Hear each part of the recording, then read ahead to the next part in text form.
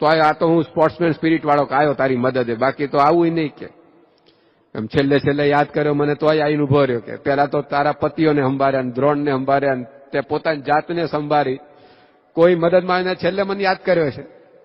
તો જો ભગવાન ખોટું લગાડતા નથી, બાકી તો આમ હાર પહેરવા મારું નામ છેલ્લે આવ્યું, ખોટું લાગી જાય. એટલામાં મને કંકોત્રી છેલ્લે લખી કે લ્યો, પછી લખી એ જો ને નકામી માથાકૂટ મૂકને બીજી જે કરવાની હોય નથી કરતો.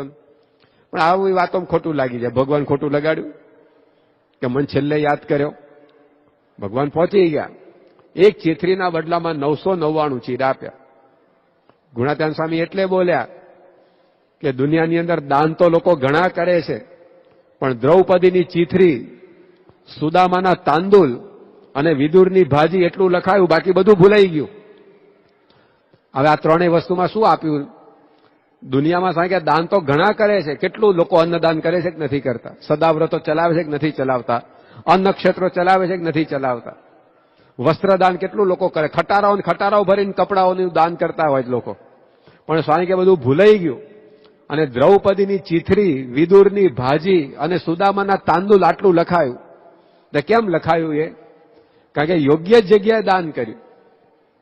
યોગ્ય જગ્યાએ દાન. દ્રૌપદીએ ચીથરી આપી, પણ કોને આપી? કૃષ્ણને આપી. સુદામાએ તાંદુલ આપ્યા, પણ કોને આપ્યા? કૃષ્ણને આપ્યા. જો ભગવાનને જે તમે આપો છો ને, એ લોકો કાયમ યાદ રાખે છે, એનું ફળ પણ તમને અનેક ગણું મળતું હોય છે. તો આપવાનું સ્વામી કે અહીંયા છે.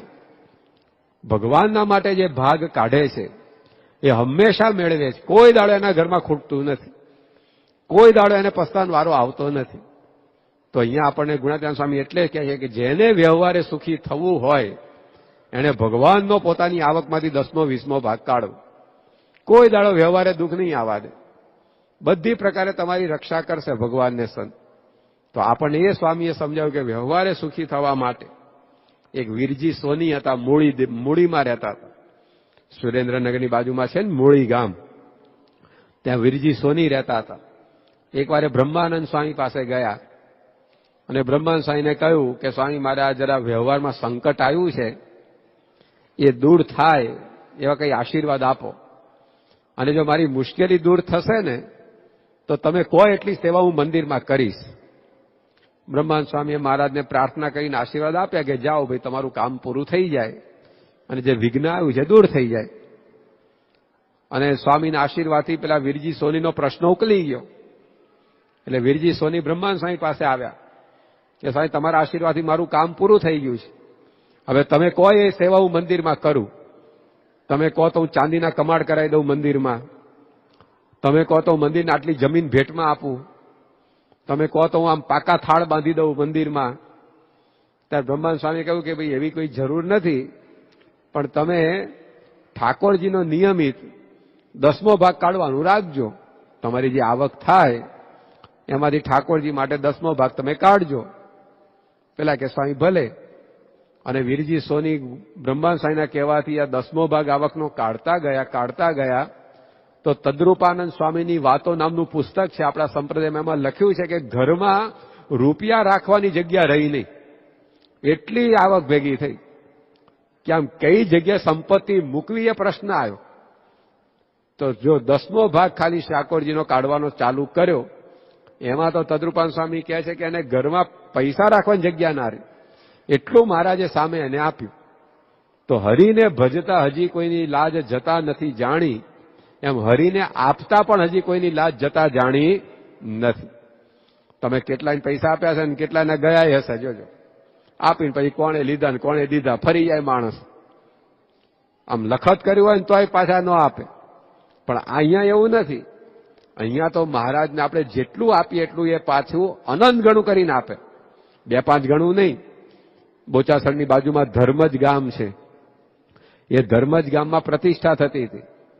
અને પ્રતિષ્ઠાની મહાપૂજામાં દક્ષિણાનો સંકલ્પ આવ્યો. અને મહાપૂજા કરે એમાં દક્ષિણા કરવાનો સંકલ્પ આવે ને, હાથમાં હાથ પાણી લઈને આટલી દક્ષિણા આપીશ આ મહાપૂજા રૂપે. તો બ્રાહ્મણ જે વિધિ કરાવતા હતા એ પોતે એની બોલી પ્રમાણે એવું બોલ્યા કે આજે ભગવાન અહીંયા બેસી રહ્યા છે, પ્રતિષ્ઠા થઈ રહી છે, માટે આજે બધા દક્ષિણાનો સંકલ્પ કરો. અને આ ભગવાન બેઠા છે તો 1 ગણું દાન ને 1000 ગણું પુણ્ય કે. તો સ્વામીએ ભૂદેવને અટકાયા બ્રાહ્મણને ભૂદેવને કીધું કે ભાઈ તમે 1 ગણું દાન ને 1000 ગણું પુણ્ય એમ નહીં, 1 ગણું દાન ને અનંત ગણું પુણ્ય એમ બોલો કે આ તો શ્રીજી મહારાજને આપવાનું છે દક્ષિણા કે. તો 1000 ગણું નહીં, મારા તો અનંત ગણું આપણને આપે પાછું. આ સ્વામીએ સુધારો કરે, શાસ્ત્રમાં ભલે કે 1 ગણું દાન ને 1000 ગણું પુણ્ય લખ્યું હોય, પણ સ્વામી કે અહીંયા તો શ્રીજી મહારાજ સાક્ષાત હવે બિરાજમાન થાય છે, માટે અહીંયા જે આપશે એને 1 ગણાની સામે અનંત ગણું મળશે. તો આ રીતે આપણા જીવનની અંદર આપણી જે ઈચ્છા છે ને કે સંપત્તિ વધતી જવી જોઈએ, જે વધશે ક્યારે, એ ઓવરટાઈમ કરવાથી કંઈ વધવાનું નથી. 1ની 2 ફેક્ટરીઓ કરશે એમ વધે એવી નથી, ભગવાનને આપવાથી એ વધવાની છે. એટલા માટે સ્વામી કે આપણે આ એક નિયમ રાખવો. શિક્ષાપત્રીમાં મહારાજે લખ્યું કે આપણે પૂજા કરવી ને આપણે પૂજા કરીએ છીએ. શિક્ષાપત્રી મહારાજે લખ્યું કે એકાદશી કરવી તો આપણે એકાદશી કરીએ છીએ. શિક્ષાપત્રીમાં મહારાજે લખ્યું કે ડુંગળી લસણ ન ખાવા તો આપણે ડુંગળી લસણ નથી ખાતા. શિક્ષાપત્રીમાં લખ્યું કે તમાકુ દારૂ વગેરે કેફી પદાર્થોનું સેવન ન કરવું તો આપણે એ નથી કરતા. તો એમ શિક્ષાપત્રીમાં મહારાજે આ પણ વાત લખી 147માં શ્લોકમાં, નિજ વૃત્યુદ્યમ પ્રાપ્ત ધન ધાન્યાદિતશ્ચ તૈઃ અર્પ્યો દશાંશઃ કૃષ્ણાય વિંશોષસ્ત્વીહ દુર્બલૈઃ. કે પોતાની વૃત્તિ એટલે કે વેપાર ધંધા, ઉદ્યમ એટલે કે પુરુષ પ્રયત્ન, એનાથી પ્રાપ્ત થયેલું ધન અને ધાન્ય એમાંથી ભગવાનને 10મો ભાગ આપવો, જે વ્યવહારે દુર્બળ હોય એને 20મો ભાગ આપવો, પણ કંઈક આપવું. એકવાર એક હરિભક્તે પૂછ્યું સંતોને કે સ્વામી મારે કેટલું આપવું ધર્માદામાં? તો સંતોએ કહ્યું તમારે જેટલું જોઈતું એટલું આપજો, ઓછું આપશો એટલું ઓછું આવશે, પાછું વધારે આપો તો દાણા કેટલા ખેતરમાં વાવવા, જેટલા જોઈતા હોય એટલા વાવ ભાઈ તું. ખેડૂત પૂછે કોઈ કે કેટલા દાણા વાવવા મારે? જેટલા 1000 ગણા જોઈતા એટલા વાવ. તાર 25000 ગણા જોઈતા તો 25 વાવ, 50000 ગણા જોઈતા હોય તો 50 વાવ, 1,00,000 ગણા જોઈતા હોય તો 100 દાણા વાવ. એમ કેટલું આપવું જોઈએ ભગવાનને? તો જેટલું તમારે વધારે જોઈતું હોય એટલું આપવાનું એને. કારણ કે આ બેંક એવી છે, યોગી બાપા કહેતા કે દેના બેંક છે, અહીંયા કોઈ દાડો કંઈ ખૂટતું નથી. તો જેટલું આપીએ એટલું સામે પાછું આવવાનું. જ્યાં સૂર્ય છે એ તળાવનું પાણી, નદીનું પાણી શોષે છે. ઉનાળામાં સુકાઈ જાય ને નદી તળાવ બધા, પણ એ કઈ સૂર્ય નદીને તળાવને સૂકવી નાખવા માટે પાણી શોષે છે કે ચોમાસામાં ભરવા માટે? એ જે પાણી શોષ્યું હોય એ પાછું ચોમાસામાં કેટલું વરસાવે છે. એમ ભગવાન પણ એવા છે, એ આપણું લે છે પણ આપણને પાછા ભરવા માટે. યોગી બાપા એકવાર ગોંડલની બાજુમાં ખોખરી ગામ છે ત્યાં પધાર્યા હતા, અને ત્યાં આગળ એક લવજી આતા કરીને હરિભક્ત રહેતા હતા, ખેડૂત હરિભક્ત. સ્વામીએ એમના ઘેર જઈને વાત કરી કે અમે ગોંડલ મંદિરનો, અક્ષર મંદિરનો ધર્માદો ઉઘરાવા આવ્યા છીએ, તમે શું આપશો મંદિરમાં ધર્માદામાં? ત્યાં લવજીભાઈએ જેવું હતું એવું કહ્યું, સ્વામી કે મારે 10 મણ બાજરી પાકી છે, અમે 15 જણ ખાનારા છીએ કુટુંબમાં, અને આખું વર્ષ એમાં અમારે કાઢવાનું છે. હવે તમે કહો હું ધર્માદામાં આપું. શું વાત કરી કે 10 મણ બાજરી થઈ છે, 15 જણા ખાનારા છીએ, અને આખું વર્ષ એમાં કાઢવાનું છે. તો બીજો કોઈ હોય તો શું કે ના ના ભાઈ તમારે જરૂરત કહેજો, અમે મંદિરમાંથી આપશું. કે આની જોડે હવે મંગાય, કારણ કે બિચારા જોડે પોતા પાસે જ કાંઈ નથી, અને આખું વર્ષ કેવો છે બાજરા ચાવવાના હોય, તો બાજરાની બદલેમાં ચોખા લેવાના હોય, બાજરાની બદલીમાં પછી તુવેર લેવાની હોય, બાજરાના બદલાની અંદર પછી કંઈક બીજું અનાજ લેવાનું હોય, તો એમાંય બાજરો વપરાઈ જાય. તો 10 મણ બાજરો 15 જણ ખાનારા વર્ષ સુધી ચલાવવાનું, કાંઈ બચે જ નહીં, 6 મહિનામાં ખૂટી જાય બિચારા. એટલે યોગી બાપા પેલા લવજીભાઈ કહ્યું કે સ્વામી મારે પરિસ્થિતિ આવી છે, તમે જે કહો હું ધર્માદાનમાં આપું. યોગી બાપાએ કહ્યું કે 2 મણ બાજરો આપો મંદિરમાં કેલો. 10 મણ બાજરામાં કે 2 મણ બાજરો મંદિરમાં આપી દો, અને બાકીનો છે ને કોઠીમાં ભરી દેજો, અને કોઠીમાં ઉપરથી કોઠીને બંધ કરી દેવાની, અને નીચે પેલું કાણું હોય સાણું, એમાંથી તમે કાઢતા રહેજો જેમ જરૂર પડે તેમ. એમ કહીને યોગી બાપાએ પોતાના ઠાકોરજી હરિકૃષ્ણ મહારાજ, જે અત્યારે સ્વામી બાપા પોતાની પૂજામાં રાખે છે, એ હરિકૃષ્ણ મહારાજને સાથે લઈને પધરામણીએ ગયા હતા. તો સ્વામીએ કોઠી ઉપર હરિકૃષ્ણ મહારાજને પધરાવ્યા, ધૂન કરી કે લવજીભાઈના દેશકાળ બધા સારા રહે, અને 2 મણ બાજરી લઈને યોગી બાપા નીકળી ગયા. હવે એ વખત આપણને એમ લાગે કે આ સ્વામી કઈ સમજે છે કે નથી સમજતા. પેલા 15 જણનું કુટુંબ છે, 10 મણ બાજરી થઈ છે, અને આખું વર્ષ ચલાવવાનું છે, એક દાણો ન લાવાય આમાંથી, અને 2 મણ બાજરી લઈ ગયા સ્વામી, આપણને કેવું લાગે? પણ પછી લવજીભાઈ યોગી બાપાએ કહ્યું એ પ્રમાણે પેલી કોઠીમાંથી બાજરી કાઢતા જાય જેમ જરૂર પડે તેમ તેમ. આખું વરસ પૂરું થયું તોય અંદરથી દાણા નીકળતા જ રહ્યા.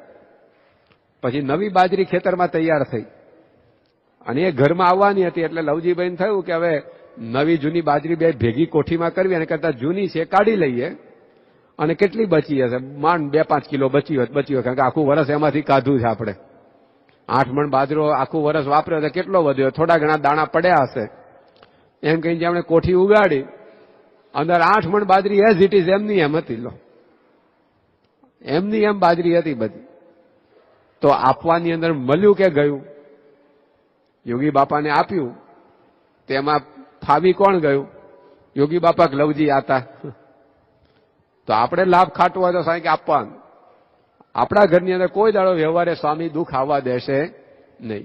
સારંગપુરનું મંદિર થવાનું હતું તો યોગી બાપા એની શાસ્ત્રી મહારાજની લખણી કરવા બેઠા. મંદિર થાય ત્યાં બધો ખરડો કરે ને, ભાઈ તમે કેટલી સેવા લખાવો, કેટલી સેવા લખાવશો. તો શાસ્ત્રીજી મહારાજ એ વખતે તો હવે 5-25 હરિભક્તો હતા, કે બહુ હતા નહીં, પણ સ્વામીએ કીધું કે આપણે સારંગપુરમાં મંદિર કરવું છે તો જેને જેટલી શક્તિ એ પ્રમાણે સેવા લખાવો. તો આમે એક છગનભાઈ ખત્રી કરીને હરિભક્ત બેઠા હતા. એને શાસ્ત્રીમાં કહ્યું કે તમે કેટલી સેવા કરશો? તો છગનભાઈએ કહ્યું સ્વામી તમે કહો એ. શાસ્ત્રીમાં કે ના, તો તમે બોલો ને. કે ના સ્વામી, તમે કહેશો એટલી સેવા હું કરીશ. શાસ્ત્રીમાં કહ્યું સારું, ત્યારે લખો 35 રૂપિયા છગનભાઈના. એટલે બીજા બધા હરિભક્તો હતા ને એ સ્વામીને સમજાવવા માંડ્યા કે સ્વામી, આ છગનભાઈ તો ગામડે ગામડે ફરીને સાયકલ ઉપર કાપડની ફેરી કરે છે, બિચારાને કઈ આવક જેવું જ નથી, આખી જિંદગી 35 રૂપિયા નહીં આપી શકે, મારે તમે કંઈક ઓછું કરો આમાં. સ્વામી કે ના, હવે 35 રૂપિયા લખાય બરાબર છે, આપણે કીધા એ બરાબર છે. તો એ વળી પાછા બીજા હરિભક્તો સમજાવવા માંડ્યા શાસ્ત્રીજી મહારાજને કે સ્વામી પણ આ તો સાયકલ ઉપર બેન ગામડે ગામડે સાયકલની કાપડની ફેરી કરે છે, બિચારા માંડ માંડ પેટીયું રડે છે, માટે આમાં કંઈક તમે ઓછું કરો. આવું 4-5 વાર હરિભક્તોએ સ્વામીની વાત કરી. પછી શાસ્ત્રી મહારાજ અકળાયા થોડા. સ્વામી કે મને ખબર છે સાયકલ ઉપર ફરે છે કે, પણ મારે કાયમ એને સાયકલ ઉપર ફરતો નથી રાખવો એટલે માગું છું કે, મારે સાયકલમાંથી સ્કૂટરને ગાડી આલવી છે એટલે માગું છું 35 રૂપિયાની જોડે, મારે નથી એને કાયમ સાયકલ ઉપર ફરતો રાખવો. તો સ્વામી શાના માટે માગતા હતા? દેશકાળ સુધારવા માટે, બગાડવા માટે નહીં. તો ભગવાન અને સંતને જયારે આપણે આપીએ છીએ ત્યારે હંમેશા એ આપણને પ્રાપ્ત થતું હોય છે, એ કંઈ જતું નથી આપણું. માટે હંમેશા આપણે સંકલ્પ આ રાખવાનો ને કરવાનો કે જે આપણી આવક હોય એમાંથી ભગવાનનો ભાગ પહેલા કાઢી લેવો. જેતલપુરમાં શ્રીજી મહારાજ યજ્ઞ કરતા હતા અને બધાને મહારાજે કહ્યું કે ભાઈ જેને જે શ્રદ્ધા હોય એ પ્રમાણે યજ્ઞમાં આપણે 1000 માણસોને જમાડવાના છે, તો બધા દાણા આપજો. એક છોકરા પાસે આ વાત પહોંચી કે ભાઈ આ યજ્ઞ થાય છે, સ્વામિનારાયણ ભગવાન યજ્ઞ કરાવે છે અને એમાં દાણા બધા એટલે કે અનાજ બધું ધર્માદામાં આપવાનું બધું વાત કરે છે. એ છોકરાએ પોતાના બાપને પૂછ્યું કે બાપુજી હું અહીંયા ધર્માદામ આપું? ત્યારે એના બાપે કીધું કે દીકરા, ખેતરમાંથી ઘેર આપણે દાણા લાવીએ છીએ એમાં કેટલાય રસ્તા ઉપર ઢોળાઈ જતા હોય છે, એ દાણા એમને એમ જાય જ છે ને, તો આપને અહીંયા આપવામાં કદાચ ભગવાન ખોટા હશે તો એમ માનવાનું કે દાણા રોડ ઉપર વેરાઈ ગયા હતા, અને સાચા હશે તો આપેલા 1000 ગણા થઈને પાછા આવશે, આપણે ક્યાં કઈ ગુમાવવાનું છે. અને એણે મહારાજને પોતાનો ધર્માદો અનાજનો આપ્યો. પણ જો આ સમજણ કે આમે કેટલું જતું રહેતું હોય છે. ગુણાત્યાન સાહેબ લખ્યું અગન પલિતા રાજ દંડ ચોર મુશક લે જાય, એ તો દંડ દુનિયા સહે હરિદંડ સહ્યો ન જાય. અગન પલિતા રાજ દંડ ચોર મુશક લે જાય. ઘરમાં આગ લાગે તો બધું ભસ્મીભૂત થઈ જાય છે કે નથી થઈ જતું? ત્યાં મોઢું વકાસીને ઉભો રહે માણસો, એ દંડ સહન થઈ જાય. પછી રાજદંડ, સરકાર ટેક્સ લે છે, આપવો પડે છે કે નથી આપવો પડતો? હવે આપણે મહેનત કરીએ ટેક્સ એ લોકો લઈ જાય તો ત્યાં દાવો થાય છે. એ રાજદંડ એટલે કે ઇન્કમ ટેક્સ આપવો જ પડે માણસે. આપણા પૈસે તો રસ્તા બનાવે, પાછા આપણી પાસેથી ટોલ લે પાછા, લો તો પાછા આપવાના કે નહીં આપવાના? ત્યાં કે દાવો ના, હું નહીં આપું, હું ટેક્સ નહીં ભરું, એવું કહેવાય છે? તો એ સહન કરવું પડે છે.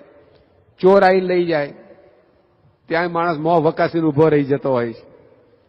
મુશક લઈ જાય કે ભાઈ જીવ જંતુ અને આ ઉંદરડા કેટલું દાણા લઈ જતા હોય છે. તો આ બધું સહન થાય, પણ હરિદંડ સહ્યો ન જાય. પણ ભગવાન માગે ને ત્યાં અપાય નહીં. ઇન્કમ ટેક્સ અપાય, હવે સરકાર ક્યાં તમને આપવા આવે છે? સરકારે કેટલા રૂપિયા તમને આપ્યા, તો એને આપવા પડે છે કે નથી આપવા પડતા? તો ભગવાને તો આપણને કેટલું આપ્યું છે, એના બદલા રૂપિયા 10-20 ભાગ આપવાનો છે. આજે આપણે કમાઈએ છીએ, શેના લીધે કમાઈએ છીએ? ભગવાને શરીર આપ્યું ત્યારે કમાઈએ છીએ. હમણાં આ પગમાં લકવો કરી નાખે તો ખેતરમાં જવાશે, પછી નોકરી કરવા જવાશે, ફેક્ટરીમાં જવાશે. તો એને શરીર આપ્યું છે એનો આપણે સામે આપવાનું છે. સરકાર તો કંઈ આપતી નથી, તોય લઈ જાય છે આપણી જોડેથી. તોય ત્યાં આપીએ. બેંકવાળા શું આપે તમને, તોય ત્યાં આપણે મૂકીએ. પણ ભગવાન આ બુદ્ધિ આપે, અહીંયાથી એક સ્ક્રૂ ઢીલો કરી નાખે હમણાં તો શું કામકાજ કરશો, શું પૈસા કમાશો? લો, ઘણા એમ કે હું મારી બુદ્ધિથી કમાઉં છું. બુદ્ધિ આપી છે કોણે? તમે દર મહિને 200 રૂપિયા કિલો લઈને અહીંયા અંદર ડ્રિલિંગ કરી નાખો છો. એ ભગવાને આપેલી બુદ્ધિ છે, એનાથી કામ ચાલે છે. હમણાં એક આંટો લૂઝ કરી નાખશે તો કાંઈ આપણી બુદ્ધિથી કમાતા નથી. એ બધું ભગવાને આપેલું કમાઈએ છીએ આપણે. એટલા માટે ભગવાનને આપીએ તો સ્વામી કહે કાંઈ વાંધો ન આવે, વ્યવહારે સુખિયા રહીએ. પણ જીવનો સ્વભાવ એવો કે દુનિયાની અંદર ખર્ચવાના ને ત્યાં છૂટો હાથ હો, અને ભગવાન આગળ આવવાનું આવે ને ત્યારે હાથ સંકોચી જાય. એમ પૈસા ભગવાનની આગળ નાખવાના આવે ને ત્યાં ખિસ્સામાં હાથ તો નાખે, પણ આમ નાનામાં નાનો સિક્કો અંદરથી બહાર કાઢ્યો. જો મોટો આવી ગયો તો પછી અંદર બદલી નાખે. તમારી વાત નથી હો, તમે બધા આપવા એવા છો. આમ 12 પૈસા ખર્ચવાના હોય તો લે ને 10ના 100 કે, પણ કે આવો માલ ક્યાં મળવાનો બીજો? લો, આવી કોકા કોલા ક્યાં મળવાની છે? એટલે છૂટા નથી, વાંધો નહીં કે રૂપિયો વધારે રાખને જાન કે. પણ અહીંયા ભગવાન આગળ નાખવાનું આવે ત્યારે નાનામાં નાનો સિક્કો ગજવામથી બહાર કાઢે અને પછી એ અંદર પધરાવે. ત્યાં હાથ નાનો થઈ જાય, પણ અહીંયા હાથ નાનો કરીશું તો મળશે નાનું પાછું. એકવાર એક છોકરો હતો, એ દુકાન આગળ ઉભો હતો. દુકાનની અંદર બધી બરણીમાં ચોકલેટો પડી હતી. ચોકલેટ સામે જોયા કરે છોકરો. એટલે દુકાનદારને થયું કે આ છોકરાને ચોકલેટ ખાવી લાગે છે, પણ બિચારા જોડે પૈસા હશે નહીં ને એટલે આવતો નથી દુકાનમાં. બહાર ઉભો ઉભો ટગર જોયા કરે છે. એટલે દુકાનદાર એને સામેથી બોલાવે કે અહીંયા આવ કે. એટલે છોકરો અંદર દુકાનમાં ગયો કે તાર ચોકલેટ ખાવી છે ને? અને બરણી ખોલીને કહ્યું લે, જોઈએ એટલી ચોકલેટ લઈ લે કે. તો છોકરો આમ ખભાવું લાડે કે ના, નથી જોઈતી કે. પેલા દુકાનદાર કહ્યું તને મફતમાં આપું છું, પૈસા નહીં લઉં કે. લઈ લે તું કે. ના કે તમે આપો કે. એટલે કે તું લઈ લે ને, તને એમ હશે કે આમ પૈસા માગશે તો પછી પણ હું પૈસો એ કઈ નહીં લઉં, તો જોઈએ એટલી લઈ લે. પેલો કે ના તમે આપો કે. દુકાનદાર કે હું તને સામેથી કહું છું લેવાનું, તું ના પડે કેમ મારી જોડેથી લેવાનો આગ્રહ કરે કે? તમારો હાથ મોટો છે ને કે. હું બરણીમાં હાથ નાખું તો મારા હાથમાં 5-15 ચોકલેટ આવશે, પણ તમે તો મોટા છો, તમે હાથ બરણીમાં નાખશો તમારા હાથમાં 25 ચોકલેટ આવવાની છે. એટલે કહું છું તમે આપો, મારે નથી જોઈતું કેમ. એમ શ્રીજી મહારાજને આપવાની તક આપો. એનો હાથ મોટો છે, એના પાછા 1000 હાથ છે. તમે આમ 2 હાથે ઉલેટતા થાકશો ને એટલું આપશે તમને.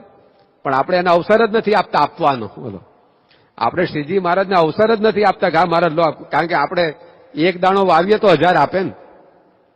લોટરી લગાડવી હોય કરોડ રૂપિયાની તો 5 રૂપિયાની ટિકિટ ખરીદવી પડે કે ના ખરીદવી પડે? એમ દુકાન આમ ડોળા ફાડીને જોયા કરો લોટરીની ટિકિટ આવે, જેમ કે લોટરી લાગતી હશે કોઈ દાડો. 5 રૂપિયાની ટિકિટ ખરીદો તો કરોડની લોટરી લાગે. એક દાણો વાવો તો 1000 દાણા મળે. શ્રીજી મહારાજ તૈયાર જ બેઠા છે, તમે આપો ને અનંત ગણું પાછું આપવાનું. એની પ્રતિજ્ઞા જ છે કે જે કોઈ મને આપે એનું અનંત ગણું કરીને પાછું આપવાનું. પણ આપણે એને આપવાનો મોકો જ નથી હાલતા. કારણ કે આપણે 10મો 20મો ભાગ કાઢીએ તો એ આપી શકે ને. અમે આપણે એક દાણો વાવીએ ત્યારે આપે ને આપણને. આપણે કંઈક ટિકિટ ખરીદીએ ત્યારે આપે ને એવાય આપણને. તો સાહેબ આપણે સંકલ્પ રાખવો, આપણે શ્રીજી મહારાજના ભક્ત છે, એને બધું આપણને આપ્યું છે. આ સૂર્યપ્રકાશ આપ્યો તો આપણે બધું કામ કરીએ છીએ. તે આપ્યો કોને પ્રકાશ? હમણાં જો સૂર્યપ્રકાશનું બિલ લેવા જાય ભગવાન, આ ઇલેક્ટ્રિસિટી ગુજરાત સરકાર આપે છે, તે ઇલેક્ટ્રિસિટીનું બિલ આવે છે કે નથી આવતું તમારા ઘરમાં? તો બિલ આવે છે કે ને? બિલ ના ભરો તો બીજે મહિને દોરડું કપાઈ જાય કે ના કપાઈ જાય? તો જો આપણે ઇલેક્ટ્રિસિટીનું બિલ ભરીએ પણ સૂર્યપ્રકાશનું બિલ ભરીએ છીએ, ભગવાન એ માગશે તો કેટલું આલવું પડે? પછી ઓક્સિજન આપણે લઈએ છીએ ભગવાને આપેલો. પેલો દર્દી ખાટલે પડ્યો હોય ને એને ઓક્સિજન આપે છે તો 1 લીટરના 700 રૂપિયાનો ચાર્જ થાય. આ ભગવાન ઓક્સિજનનો ચાર્જ લેવા માંડે તો અત્યાર સુધીનો દેવાળું ફૂંકવાનો વારો આવે કે ના આવે આપણે? પછી તો ભગવાને બધું આપ્યું છે, એની સામે આપણે કાંઈ આપતા નથી. આ 10મો 20મો ભાગ તો કાંઈ ન કહેવાય. ખાલી 1 લિટર ઓક્સિજનના 700 રૂપિયા થાય. અત્યાર સુધી કેટલો ઓક્સિજન લીધો આપણે ગણો તમારી ઉંમર પ્રમાણે. ક્યાં કઈ આપ્યું ભગવાનને આપણે એની સામે? બિલ ભર્યું ઓક્સિજનનું? આ લાઇટ ભગવાન સૂર્યનું આપે છે, એનું બિલ ભર્યું આપણે? કાંઈ ભરતા નથી, તોય ભગવાન આપે છે, દયાળુ છે. તો સ્વામી કહે છે કે આપણે સામેથી આવો 10મો 20મો ભાગ વ્યવહારે સુખિયા થવા માટે આપવો. ત્યાં આગળ આપણે જેટલો સંકોચ રાખીએ એટલું આપણે ઓછું આવે.